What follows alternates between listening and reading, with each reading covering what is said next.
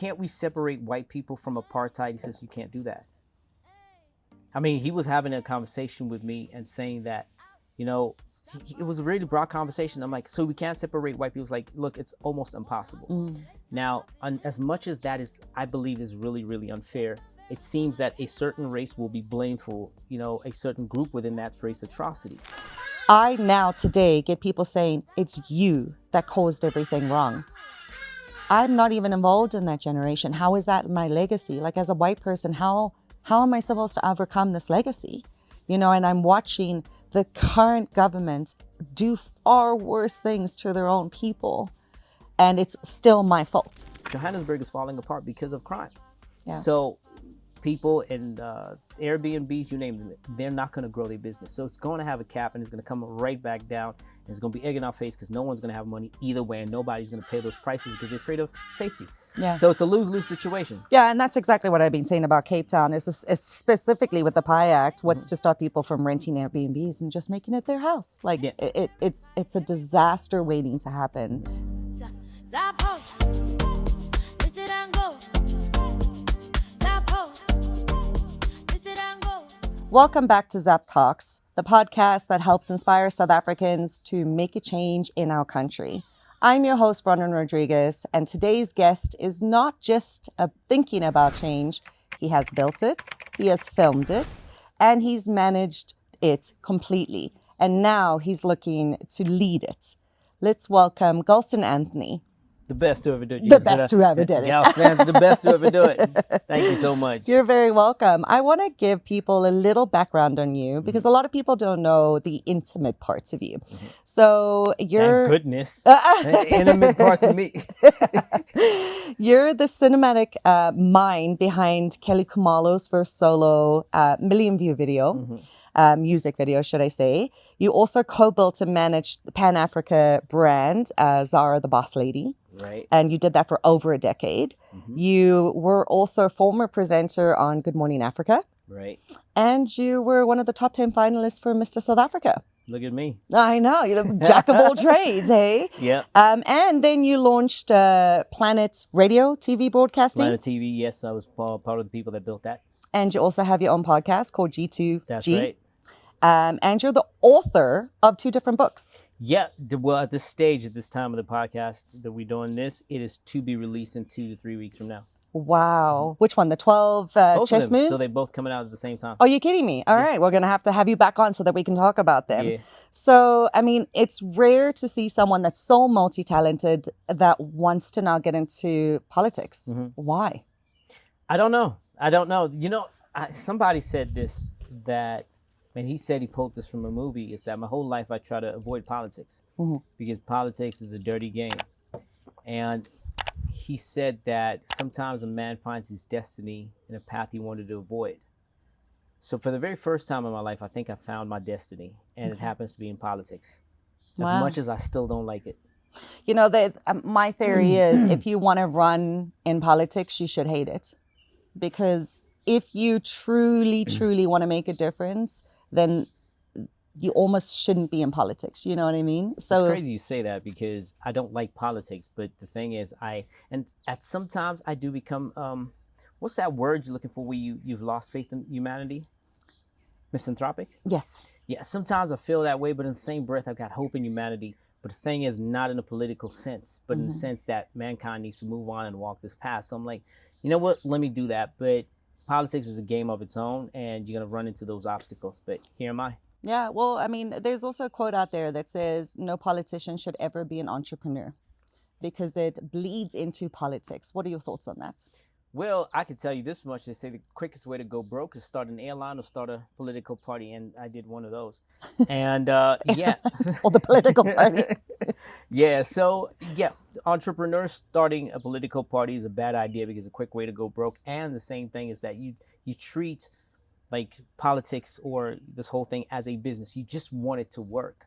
And it's not necessarily that way because the people dynamic is different. You know, it's not an employee driven thing. It's more of a people, And then there's also laws and rules and regulations that Right. hinder the progress to Right, that, right. which is super frustrating. As someone who runs a business, don't put blocks in front of me when I know it will work for my company. So, I mean, for me, I said, I'll never get into politics. There's too many roadblocks. Yeah, there will always be roadblocks in anything, whether it's business, politics. There will always be roadblocks, but the kind of roadblocks that you are doing right now, or that is in front of you, is having a whole bunch of haters talking about how they don't like what you're doing and da da da da. So there's roadblocks everywhere. But That's true. you're already in politics, social politics for that matter. So you're doing your piece and your part. So here we Yeah, are. you're just running for it. I'm going to sit in the background and potentially support you after Vote this. for me. Vote for me. All right. So one thing I definitely want to address right off the bat is the accent. Yeah. So I'm going to read you something that someone sent to me, and I want to hear your thoughts on it. Okay. So Have I seen what was sent to you? it was said about me. About so you. Okay, about me. gotcha. So I want your thoughts on it because you have the accent as well. So obviously people say we sound American and we can't be trusted. So this person said to me, You sound more Canadian. I think so too, Yeah. but that's not what they think. Okay. Love that you lived in Canada for some time, but you need to come back to us fully. You need to bring back the South African accent. How could we possibly trust you if you don't represent South Africa? Go to a school to get your accent back. Okay, that's funny. I like that. Go to the school to get your accent back. So I worked on my South African accent. It's pretty good. It's pretty good. It's really not. And no, it's amazing. Fairly measurably edited. So from now on, I will answer all my questions like this. Okay, there we go. Done. But You trust me now. Look, the last time anybody related with people as far as politics, they stole from them. So that's my rhetoric, is that if you're looking for someone to relate to on the basis that they look and sound like you, just know that in the past 32 years, they're stolen from you. So if you want me to do that so you can trust me, so I can sneak attack and then go for it. But I'm really not that kind of guy. I am who I am. And you're going to love me anyway. So well, there we go. Yeah. I mean, I can't change it even if I wanted to. I'm sure they'd kick me out of accent school. So And the crazy part is that if, say, for example, a full-blooded American sits next to me, there would be a difference. yeah. There'll be a difference because my American accent is very South Africanized. Yeah, well, exactly. I mean, I 100% agree with you, but it just goes to show how people want to associate with a certain thing. Do you know what I mean? So in South Africa, you obviously have the skin that meets the racial status of our country, but you don't have the accent. So The thing is, a crazy part for me is that within society, people want to make the rules, and we don't know what the rules are, and the rules can move at some point. One moment is good, one moment is bad. I think people need to understand a place where we can't all be you. You can't all be me. Just as long as we're working to a common goal, that's what needs to be done. Now, the part of trust, I understand the part of trust, but if trust is based on look, you're going down the wrong path. or sound. Or sound. Exactly. Yeah, exactly. Or, Trust me, I'm right. I love that. Okay. Now, obviously, you're running for the city of mayor for Johannesburg. So I'm going to ask you some very specific questions with regards to that. Now, the triple threats for most residents in our area is service delivery, public safety, and unemployment. As a builder, project manager, what is your first thing that you're going to overhaul in the city of Johannesburg to help fix the current status quo? I don't even know where I'm going to start as far as, point A, but I've got a 20-point manifesto that I wrote out. I'm actually just waiting for the right time for it to come out because there's, apparently if you actually take it out too early, then other political parties are going to steal it and you got to, Man, in this 20-point manifesto, I talk about road, water, electricity, bus routes, freight, a lot of service deliveries that's needed. Then I go into ideas like people empowerment program, youth unemployment, tech apps that needs to be done, all those kind of stuff that will actually bring immediate jobs, as well as JSE and how JSE can be involved in, running as part of the city of Johannesburg, even though JSE is in Johannesburg, but it has like it's more national territory, but using bylaws to, work to the advantage of the people. Hijack buildings have like a whole thing on how we do the hijack buildings. And I believe we can even have a deeper topic of that because there's the PI Act. Yep, PI we're Act. definitely going to approach that. We could talk about that too. So there's quite a lot that I could start with, but first is water is life. We got to make sure that the water pipes are damaged. I mean, there's water pipes like literally 40-year-old water pipes that have not been, replaced, and they just rather fixing the water pipes for every damage there, which means contamination chances are much higher. 20% of the revenue of the water is being lost through leakages. 20 to 25%. Yep. That is wild. Do you know how many billions that is? It's Yeah. in the billions, 2 billion a year of money being lost. So just hell, man, just take the big fund and fix the pipes so that people can have water. Yeah, absolutely. So it's more like, instead of saying, hey, how can I divert some money into my pocket so I can have this big tender, and screw the people, screw them, they'll get water. As long as I got water, screw them, and then blame it on the other political parties. Actually, that political party, that just fix the goddamn pipe, and so we can move on. Yeah, absolutely. Well, it's funny. I live in this estate, and we have more water issues than we have electrical issues. It's shocking. This four ways area, y'all have it rough. Oh I'm my glad goodness! I'm not in this area. Like, I was going to get solar, and then I thought, no, I need a borehole, but a borehole doesn't run without electricity, so it's just ridiculous. Yeah, it is wild, because my area is we got this 5,000 liter JoJo tank, up in the roof, because water issues have started to hit us in Sandown. But it's crazy how you, in the richest square mile in Africa, and you have electricity and water issue. Yeah. Can we just repeat that again? How you in the richest square mile did not pay to live in the best part of the world, the part of Africa, just to not have water? Yep. Sounds wild. It does. It is wild. It doesn't sound wild. It is wild. It's wild. But now imagine if I'm living in the richest square mile in Africa, and I'm complaining of water. What about the poor people? What about people in the more impoverished areas? They must go through the worst. Now, I didn't feel it until it started happening to me. So I'm like, I see what they're talking about. Yeah. Not going out with water for 7 days when you have a child and no clothes 7 days, left. yeah. I mean, there's been times we had to get him to swim because I couldn't bath him. I'm not even kidding. Put the soap Thank in the God pool. I have a pool. Yeah, no, it's been bad. On that, housing and informal settlements are a major crisis. You have a real estate development background.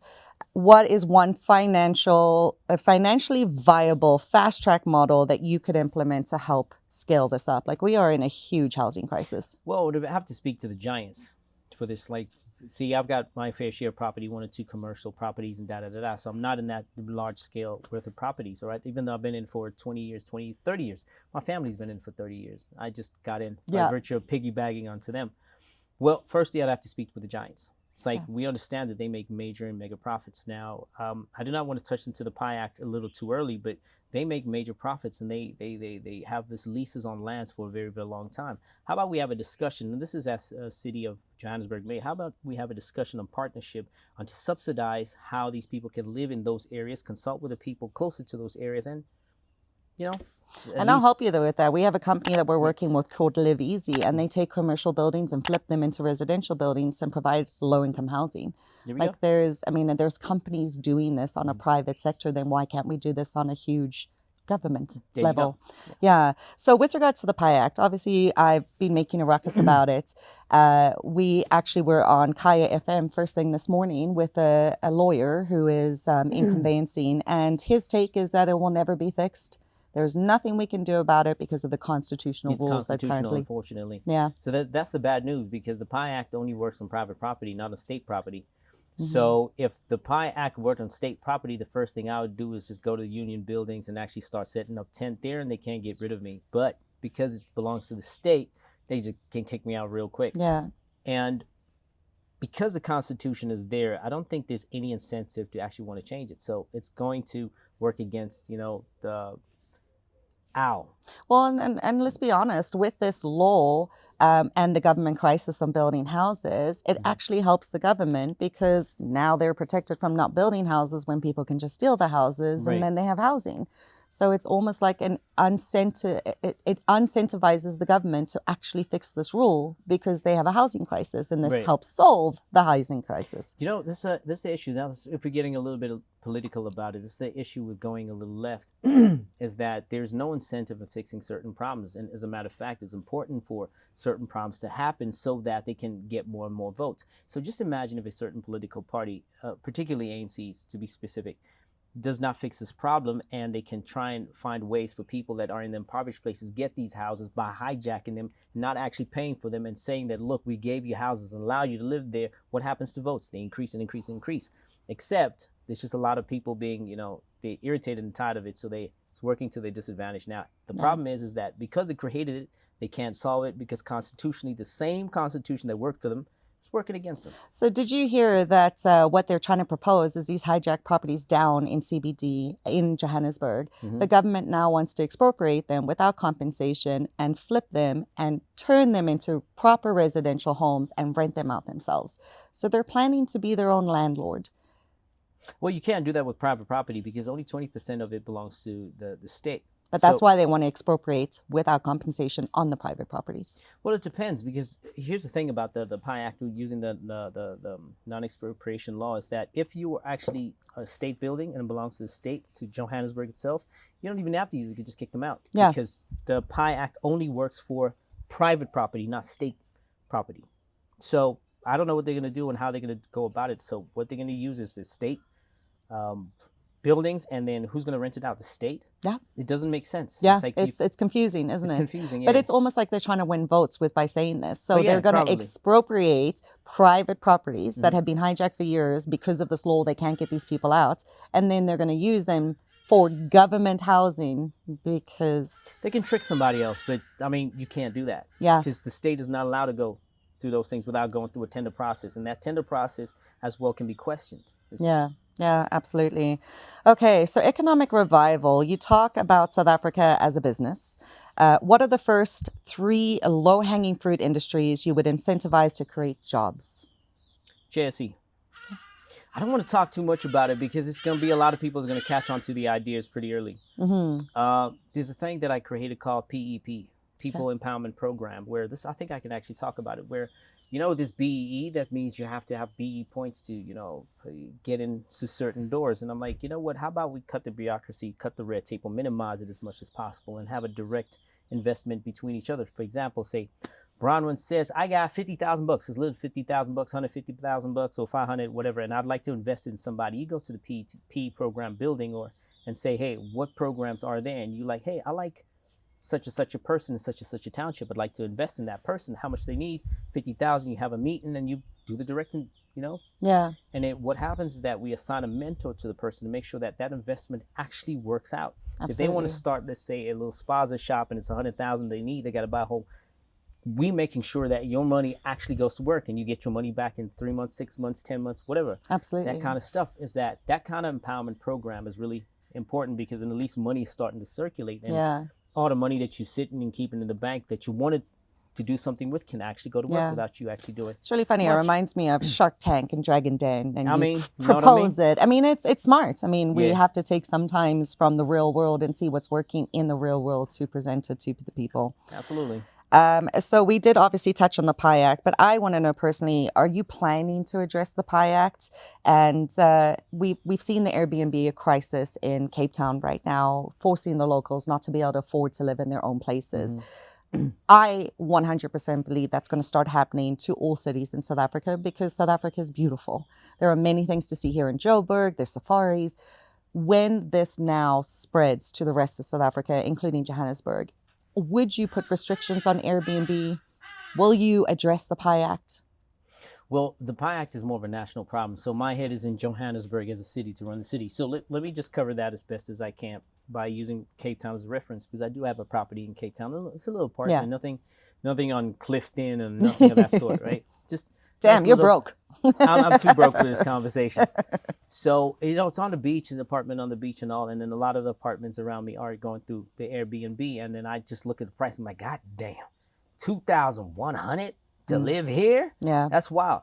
Now, the people that live here are people that come with euros, mostly Germans. And then second is the French and then the Netherlanders. They call it the UKs are moving in now too. Right. Yeah. The UKs are not actually that much in the area that because surfing. They love this because I'm at the surfing, the Western Seaboard, and I've seen that it's becoming really, really expensive, and and all.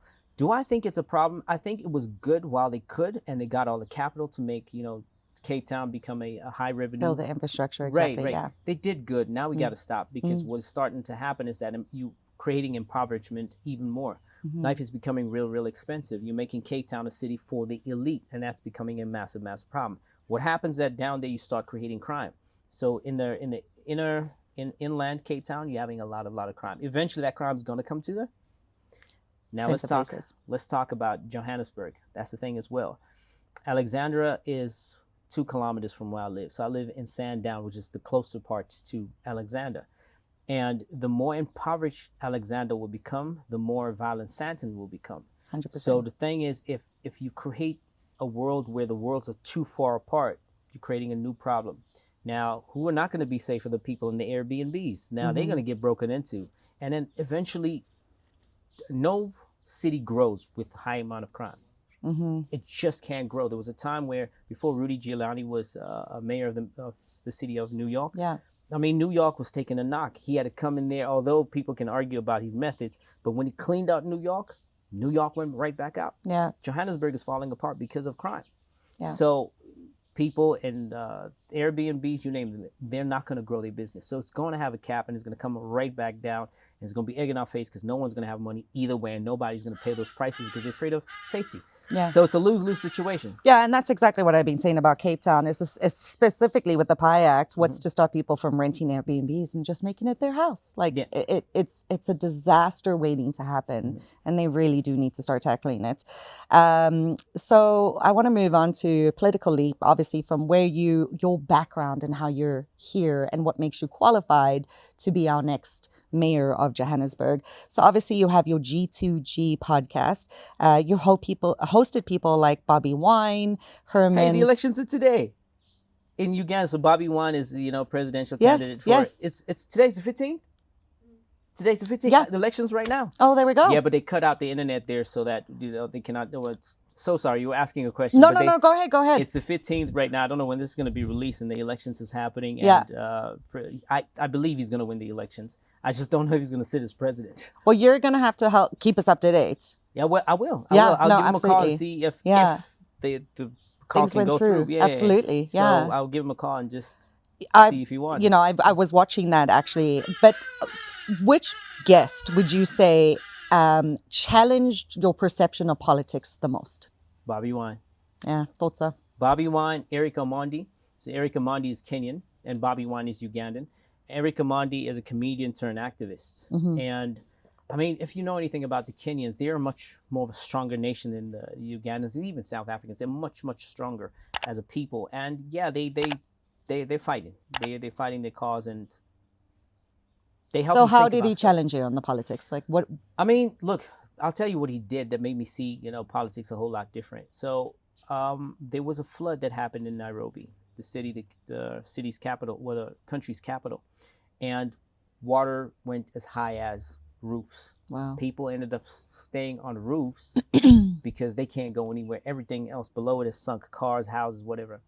And this man, by chance, had boats around him because he had, I don't know what he was doing with boats, and it was a nearby city because there's no beach near in Nairobi, and he got them and he literally went onto them and started saving people off roofs of houses. He himself. Yeah. Wow. The government didn't want to participate at all. They're like, hey man, as long as it's not us. Yeah. Yeah. And he went to save those people. And even after he did that, the government had said nothing to him. Wow. So I'm like to myself, wow, this is someone who went to go do civic duties by himself. So it made me think, it's like, okay, good and well, I want to run for mayor of the city of Johannesburg, Yay. That's the #1 city in the world. I'll be the guy at the top seat. Second to the president will be Galston Anthony, should I sit in that position. But I need to get my hands dirty. I need to get on that boat. I need to make sure that, people are saved in that regard. What is it I need to do? So he challenged my head like that. So I need to do what he did. Well, and it's funny that you say that because I went to go clean up Tshwane. Absolutely disgusting. You went to clean up what? Tshwane, the city here, the city of Tshwane. Oh, Swane. Gotcha. Yeah, gotcha. Sorry. You said it in a way My I didn't accent, even understand. I know. So that wasn't an accent. That was pronunciation. Okay, sorry. I can't pronounce to save my life. You have no idea. Because I don't think I said it right neither. Okay, you guys can tell us how we're supposed to say it. Yeah. So I took my crew, my ZAP crew, and we went out there for the day to just get rid of all the trash that is there. That's been sitting there. There's 4 kilometers of trash. And it was the most disgusting thing I've ever done in my entire life. But now I'm on a mission to fix it.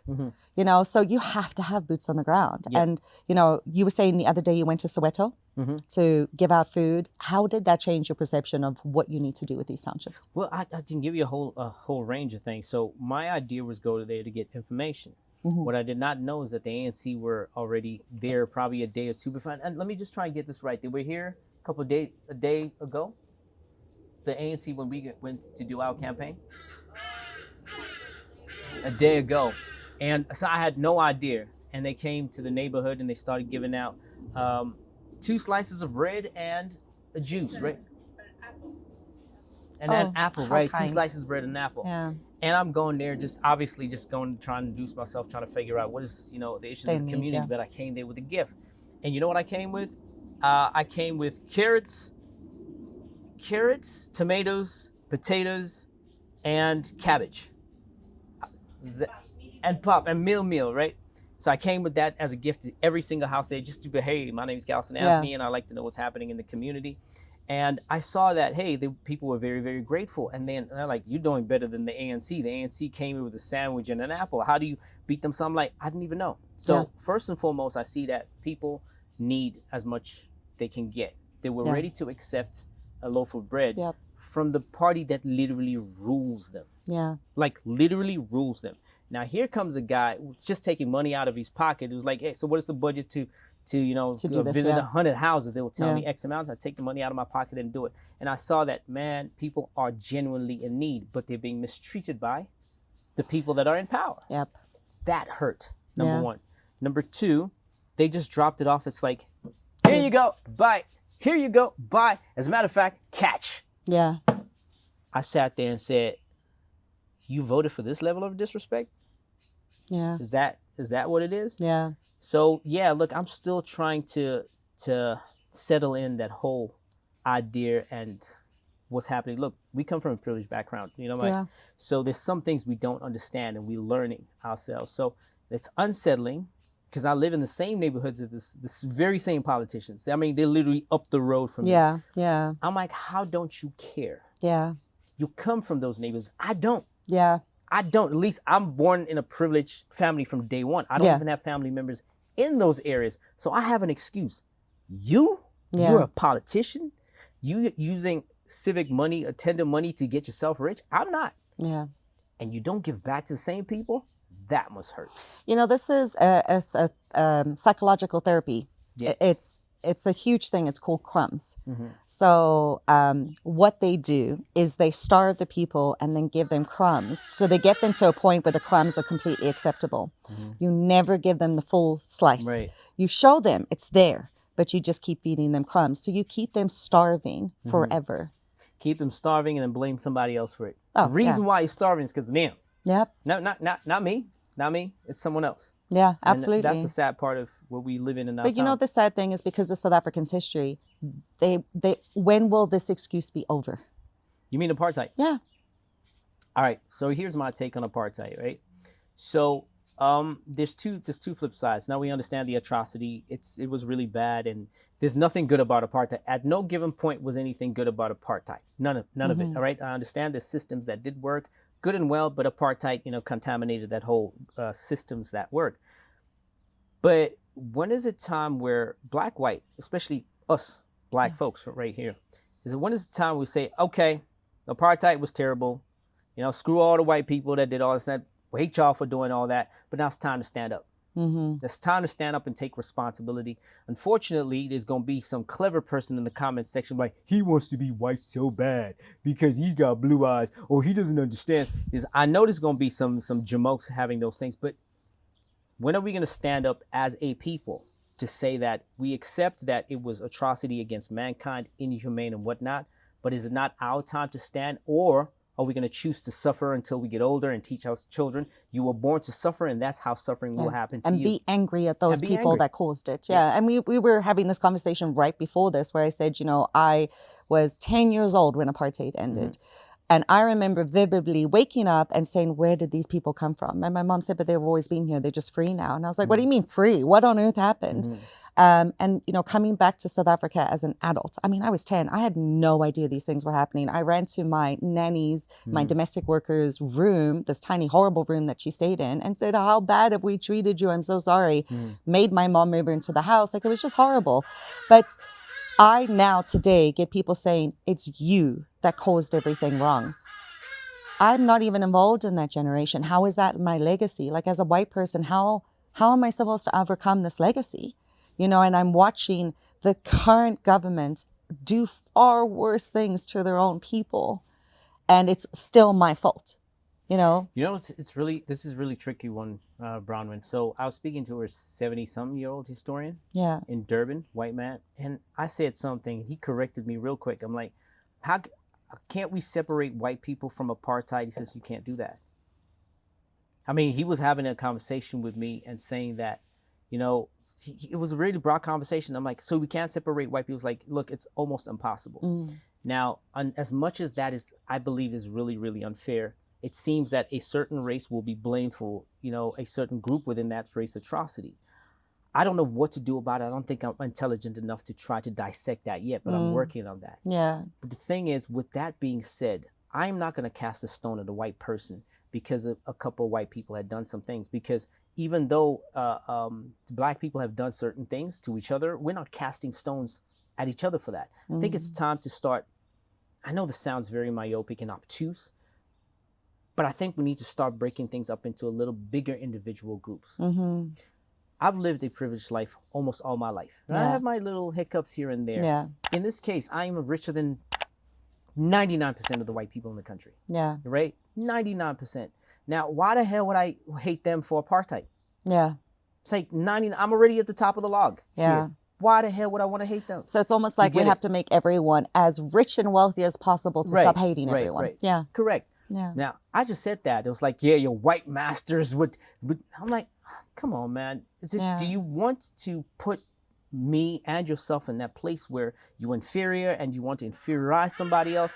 I think let's get out of this cage. Yeah. We're one nation, right? As American as we sound, God damn it, we're one nation. Yeah. How about we get together and fight the problem instead of fighting each other? Let's find that way. Instead of fighting you because you're a woman and I'm a... Hell, instead of fighting you because you're black, let's just find a common goal. Yeah. Let's go. And we can always agree to disagree. It's okay, you know? It doesn't have to be the end of the world. I do want to touch on something, obviously with your American accent, and you had said that you want to tell people your history. I want to know, because everyone says you're not South African. How do they know that? Well, tell us. How should they, I mean, like I show birth certificates, I try everything in the world. Oh, I'm not going to go through that process. Not because I don't have it. No. But here's the thing. Okay, so I was born in Puputetswana. Have you heard of Puputetswana before? No, not personally, So no. Puputetswana was one of the apartheid Bantu stands. You know about the Bantu stands that happened, right? So the Bantu stands were there that South Africa sponsored Puputetswana and the other Bantu stands such as Transkei, Venda, Gazankulu, you name all those areas, to be almost somewhat autonomous. Yeah. Now, Puputetswana was the richest state out of them all. So in those areas, there was no such thing as apartheid. So I was born in that area. In 1996, there was a coup that the new government, the ANC, brought into there, and it was a whole mess, and they took back that land. And I wouldn't say take back that land; they took that land, and it became part of South Africa.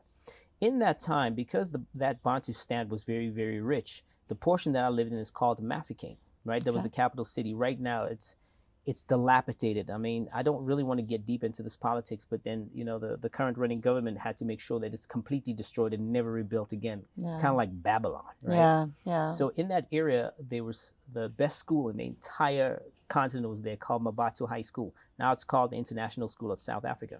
Now, in this area, in that school, you had a lot of Anglo-Saxon people. Your teachers were American, your teachers were Brit. And in my neighborhood, Rivera Park, people who know that place know that area. This neighbor is born in Austria, that neighbor is born in America, so it's an Anglo-Saxon community. Now, we're kids. We don't know that Bradley's white. We just know Bradley. Yeah. We don't know that Teppo is black. We know that it's Teppo, you understand? And the best part of it is everybody's mixed. Yeah. Everybody's mixed. You got a father that's from Austria, a mother from Ghana. It's really a Anglo-Saxon community, and that's probably where I got my accent, in the beginning. Look, I was doing America back and forth within that time. It's probably where I got it. So where I'm from is actually Puputetswana, Mafeking born, but then it now is South Africa, and that portion is called Northwest Province. And that's how it came about my life. There we go. So you're South African. No, I'm not, because they said I'm not. Exactly. I'm not either. Don't worry. They're the ones that make the rules, not me. I mean, I've gone as far as showing my bloody birth certificate, obviously. But it's shocking. But even when you show it there, but you're still white, so you're not South African. I'm like, I give up. This is a game I can't play. Look, idiots are idiots. There's nothing you can do about it. Yeah. And I'm very much call a spade kind of guy. Look, I don't care if you hate me for it. You're going to love me anyway and you're going to vote for me. But it is. And there's nothing you can do about it. Yeah. Well, I was born the way I was born. I can't change it. I want to talk about the books that you're releasing. 12 Chess Moves to Power. How to be a decent human being. That's basically what it is. Oh, I'm going to have to read that. I'm going to have to send it. You know what I'm going to do is I'm going to buy a bunch and I'm going to gift it to all the mean people I know and say, read this part. This is specifically for you. It'll be dope to have it actually on your show and, do absolutely. When you bring it up, for sure. Yeah, for sure. So 12 chess moves. Is there a single move that you can advise us? Well, one called Checkmate. Okay. Well, look, it's a book of 12 chapters, actually, which speaks about image and articulation. What are the chapters now? Perception versus perspective. Understanding all those type of stuff that makes a human being understand how to live within society and break that down psychologically. That's what the book talks about. I just wish I had the book in front of me. I don't know why I'm just forgetting the chapters. So that's just basically making a good human being out of you. So that 12 chess moves to power. I think I'm a good product of 12 chess moves to power. I dress okay. I'm not wearing the most expensive clothes, but I look very, very decent. I'm able to articulate well. I comb my hair, I take a bath, and I understand how people have perceptions versus perspectives about me, and I have a way of controlling that narrative. You name it. So this is basically 12 chess moves to power. So I'm the personification of that. Okay, perfect. So what do you think of the saying, fake it till you make it? I had to make it, and then I faked it. Okay. So you're always the opposite. Yeah. No, the reason why I said that is because now I never faked it till I made it. It's like people were just always questioning me through and through. Why do you sound like that? Why do you look like that? Why do you live in this neighborhood?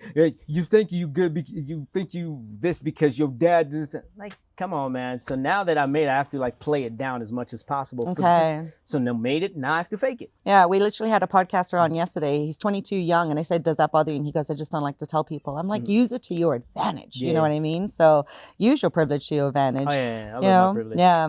Okay, so you have a rare network across South Africa. No one concrete. Name one partnership you'd activate if you become the city mayor. JSE. Okay.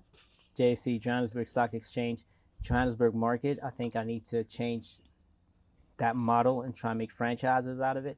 Okay. Because Joburg Market makes $1 billion a year, and hawkers are still struggling. Why can't we find a model for them to actually have a business that is institutionalized without using tenders?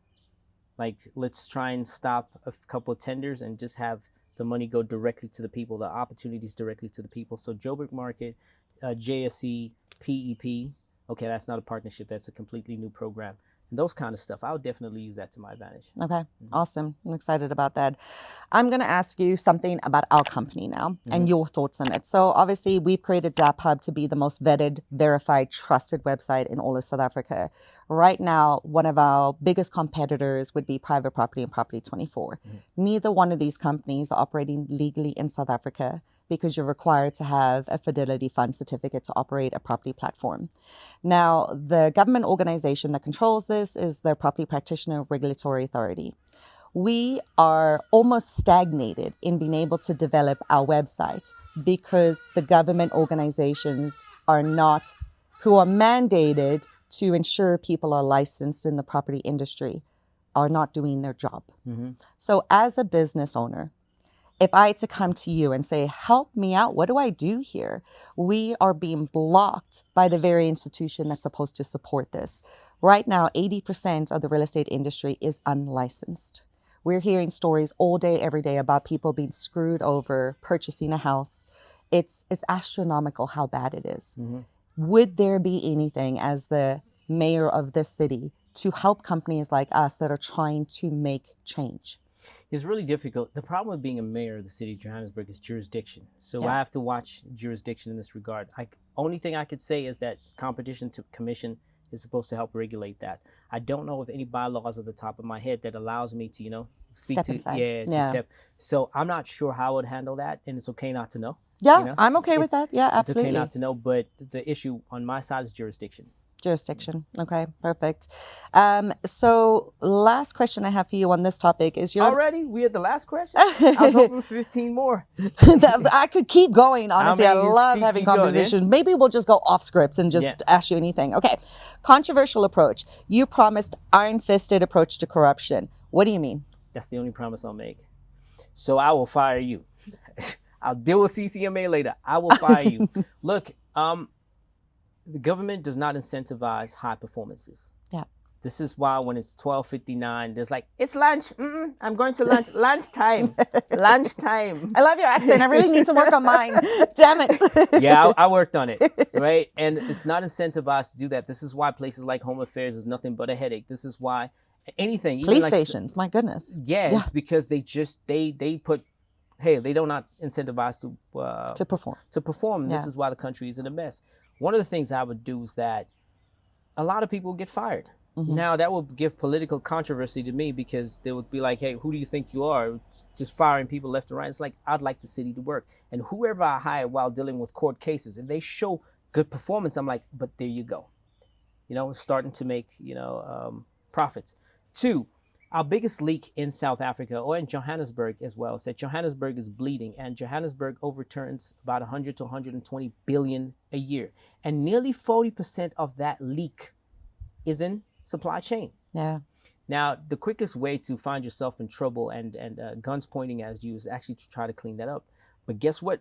I'm going to go in and say, look here, the city is bleeding. The city has a lot of money, but it's losing money in 2 main areas. It's 1, A, supply chain, B, water leaks. Now, that's 60 billion rand, which could be profits. That could give you housing, that could give you all the things that you need. A year, 60 billion. Now, let's take that in my 5-year term. That's 300 billion. Yeah. It's like try to claim as much as that possible to minimize that and give it right back to the city. That will be my thing to make sure it works. And if you mess up, you get fired. Yeah. And I don't mind taking a 5-year court case. I'll take the fall for the city. Yeah, absolutely. I'll make sure that people get their jobs, infrastructure gets built, systems are managed well, systems are being replaced or whatever the case may be. I'll make sure that would happen. That's iron-fisted that I'm going to be. Yeah. So also, I wanted to talk about a personal story, and I wanted your thoughts on this, actually, since we have time. With regards to, so I had a criminal case I put against someone, went to a police station, I'm not going to name it. The detective that was on the case said, because we make so little as detectives, you can pay me 1,000 rand every single week to continue the case for you. They actually make terrible money, which in my opinion is why our police force is so corrupt, and you can bribe your way out of anything in this country. Cool drink. Yeah. Coke. Give them a can of Coke and you're off the hook. What are your thoughts on that? What I would want to do, and I'm going to answer your question as I take a detour. GBV is a problem in Johannesburg. Now, one of the few things I want to do is actually put ward councillors responsible for their area in GBV. So meaning that they're the ones getting the stats within the area. Yeah. And with that, we'll appoint social workers depending on how big that area is, depending on the VDs, voting districts, and whatnot. And they would get the stats. Now, I'd also like to empower JMPD to actually have a station.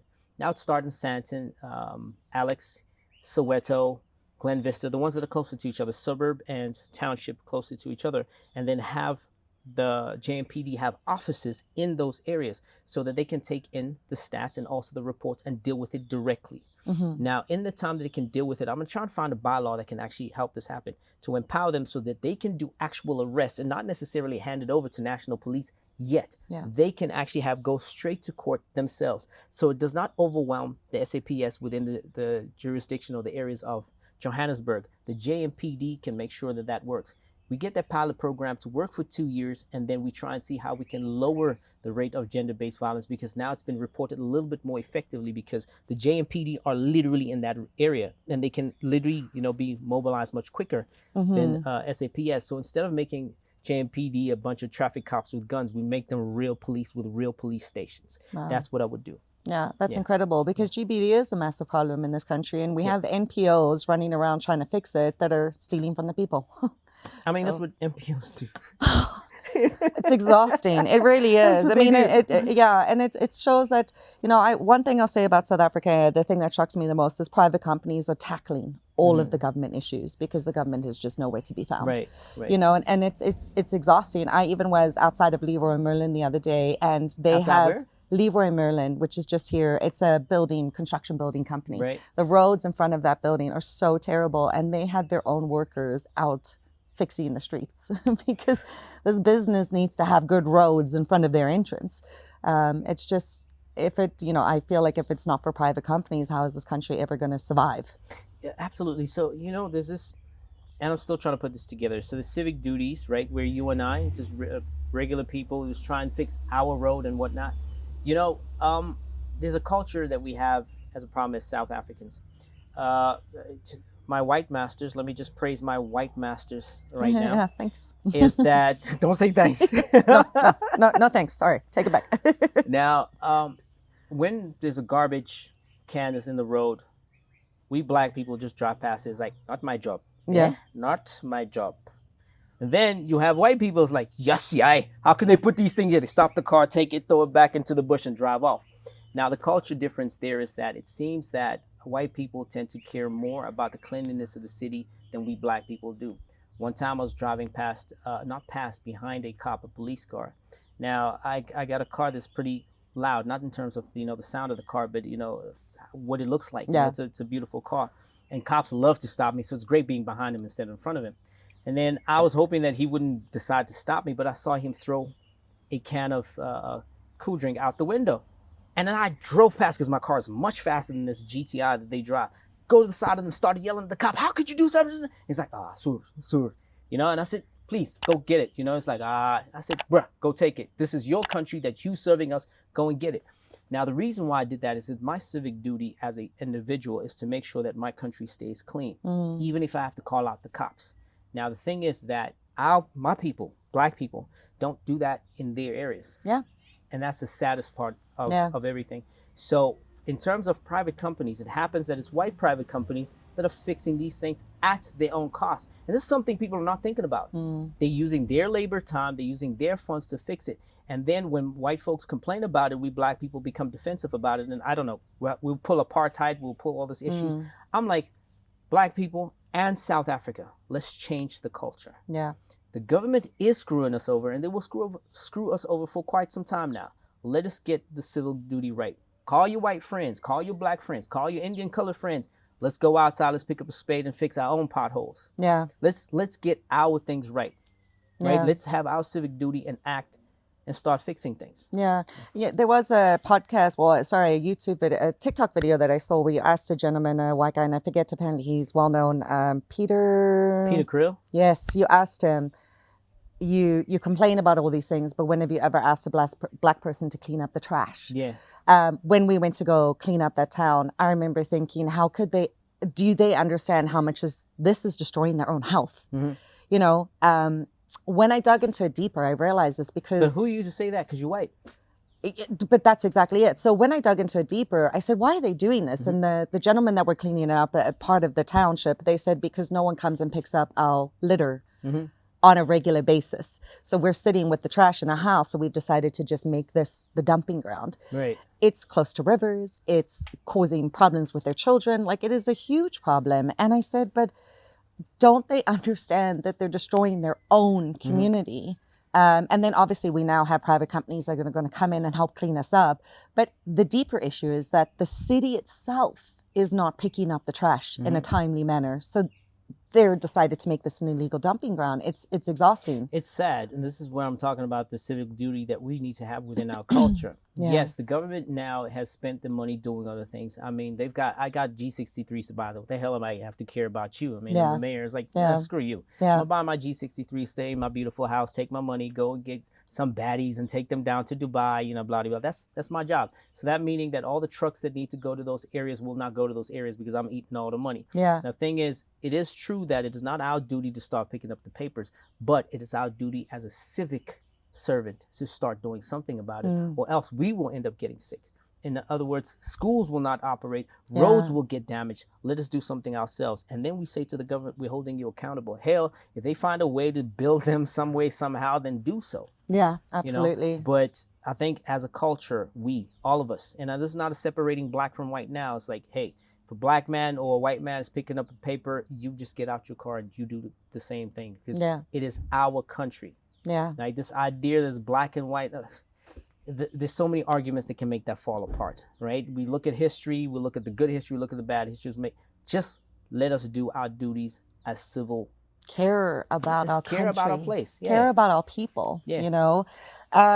So we're gonna play a game now. It's called Zap It Out. Okay. Exactly. All right, let's do this. Okay, so what we do is we ask you some questions, topics, whatever. You have 60 seconds to answer it, no pressure. And we're trying to go through as many as possible. Who's timing us here, people? I'm timing me. You're timing you. Okay, All right. ready? Yeah, Oh, I'm you're waiting. ready. I didn't know. ready. Okay, I okay. got my Ready. watch ready. Coffee or tea? None. Which one? None. None. Water? What are you, Water, yeah. No one's ever answered it that way before. I wasn't I don't drink hot prepared. beverages. Okay, potholes or power outages? Which one's first? A pothole, power hydrogen. No, it's water. We got to fix the water. Yeah. There wasn't one of them. Okay, you're just making up your own game at this point. Okay. Number one reason to vote for you. I mean, I'm Galston Anthony, the best to ever do it. Okay. Okay. Best lesson from your music industry that brought you to politics. Celebrities are dicks. Can I, I say agree. that? On, I agree. can I say No, that? yeah, 100%. You can say what you want. Yeah. Favorite book? Capitalist Ubuntu that I wrote. No one knows. Okay, we'll have to definitely have you back on. What is your number one platform promise? Platform promise. If you don't do it right, you're getting fired. Okay, That's a promise. that's a promise. Not a threat. Yeah. And That's a promise. you know, when you brought that up, I actually have to agree with you. First of all, I'd say give them the opportunity. You're done. Time's up. It's done. Time's up. That was all the questions I had. You did very well. Yeah. Yeah. But what I wanted to say is you said, you know, if you don't do your job right, then fire. Then not everyone's on warning right now. When Galston Anthony becomes the mayor, you're going to get fired if you don't do your job properly. Yeah. The first thing I'm going to do on my first 100 day one, I'm sending everybody a warning letter. Yeah. It's like, that's your first warning. Second warning is going to be next week. So one last question I have for you. Do you think they don't know how to do it or they don't care? A bit of both, but Bit of more both? don't care. Okay. Why should I care? It's like I could just sit You here still and get paid. Exactly. I Absolutely. can't get fired. I'm in government. Yeah. I'd have to steal something and get caught to get fired. So why the hell should I care? Yeah, but you can still get caught and not fired. I mean, come on. There you go. It's Africa here. Hey, yeah, if you grill her for it, okay? The rest of I'm Africa's sorry. getting smoked for what she said. If I'm not right, then go get back all the money that's been stolen from me. Okay? Leave me out of this conversation. Yeah, okay. Anyway. But yeah, this has been an absolute pleasure. I would love to talk to you for way more long time. I don't even speak English anymore. Okay, I would love to have you here all day because there's so many things we could talk about. But obviously our time's come to an end and you're going to have to go and do city mayor things. I gotta go do mayor things. Yeah. You know, Bronwyn, I appreciate you bringing me here. I really, really do. And the new endeavor that you have for your podcast, I'm wishing you the best in it. I know how tough and difficult it is in dealing with people in the comment section and saying also pejoratives and nasty things because they don't even know what it takes to get this, the staff that you have to get, the cameras that you need to have, the time of day, the getting of the guests. I know all of that. And big up to you for getting this, doing this, Thank you. and I hope it gets better and better and better. And people just hearing your point of view. Yeah, I hope absolutely. they just listen. Well, no, we plan to have so many guests on like you that actually care about this country. And this is why we've developed this platform because I know I can't fix it on the inside. So we're going to do everything we can to fix it on the outside. But it would be nice to have ties to the inside like Galston, just saying. So yeah, I think we're going to have to vote for him because... You're not getting a tender. Just so you know that. I'm not handing... I'm not handing out tenders. Don't vote for him. He's the worst ever. No. So it's okay. You know, there's actually one question I wanted you to ask me. I'm so sorry. We're supposed to cut. No, go ahead. Do you remember I spoke to you about there's apparently somebody that's actually funding me? Oh. Yeah. But he is, isn't he? Are you going to ask me? Isn't Robert Hirsch funding you? With what money? It's like, I mean, what makes everyone think that Rob Hershoff is funding me? I swear I've heard this rumor all over the place. What made people think that? Because he's got money and you apparently are American and you guys must connect somehow. I mean, so I can't use my own money? I mean, we live in the same neighborhood, well, at least here in Johannesburg. Well, the thing is, you're black and you're not supposed to have money. Oh, yes. I got to remember, white people got more money than black people. Exactly. Nah, you have to be funded by a white person. Yeah, I have to be funded by a white person. No, this black man here, this handsome, successful, articulate, tall black man is funding himself. Okay, so no Robert. No Rob Hersoff, no. Oh. And there's no shade to him, by the way, just so we know that. No shade. No shade. In case he needs funding from him later. Okay, leave me out of that conversation. They did say if you want to go broke, go into politics, didn't they? Yeah. Yeah, there we go. So. Oh, yeah, just in case. Leave the door open. Yeah. Don't burn the bridge. Yeah. Okay? Yeah. If you need a white man. Apparently you're already with him. So, exactly. Oh, yeah, and no, I'm not with DA. Just people's like, you got ties with DA? No. What do you mean? They're awesome too. So. Maybe to you, not to me. No. Not like they did anything to me. Like I've said, on the voting card, there should be a box that says, fire them all and try again. That's the, you know. So you're running as an independent? No. How is it working then? So I can't divulge all information, but I'm not running it as an independent. Okay. Right? So I do have a constituents. I do have a whole, setup, but that will be, once everything becomes official in that way, I'm happy to sit here. So it's in 2026 that the election is. So it's likely to be between November and January, but chances are it's going to be in January. So when will we know more? The IEC can tell you. You mean when the election is? No, when will we know who you're running with, what your... Oh, please hit me up in March. March, April, it will be March, official. April. Okay, so let's say we schedule you for May. Will the book be out then? No, it's coming up in a couple weeks. Okay, so we'll talk about the book. We'll talk about who your party is, what you do, why people should definitely tick that box. Yeah. Yeah, let's do that. Yeah, let's do that. All right. I'm on it. Nice. Okay, perfect. Well, guys, that's the end of our podcast. Obviously, there are so many more things we could talk about. I think maybe just have you on as a running guest permanently, forever and always. No one else is invited, but no, seriously. My white master is inviting me some more. So if you guys think there's anyone else out there that we should interview, please let us know. Obviously, subscribe to our channel and follow us on all our socials because big things are coming. And we'll have to talk to Galston Anthony privately about all the things that we're... Galston Anthony, the best to ever do it. Galston Anthony, the best to ever do it. That's the one. That's the one. Okay, you heard it live from me, the best to ever do it. And if he doesn't do it, we fire him. That's right. Fair enough.